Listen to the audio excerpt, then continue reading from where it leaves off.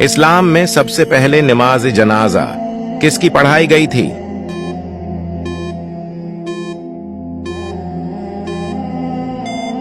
जवाब, हजरत बरा बिन मारूर अंसारी। दूसरा सवाल, नमाज जनाजा में कितने फराइज हैं?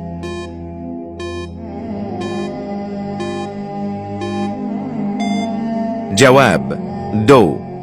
नमाज जनाजा में कितनी सुन्नतें हैं? जवाब, 3। नमाज के शराइत कितने हैं?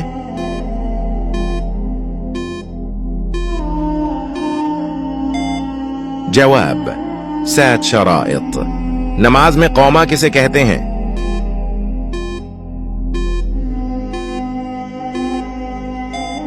जवाब, रुकू के बाद खड़े होना। वुजू के फराइज कितने हैं? इसका जवाब आप कमेंट में दो।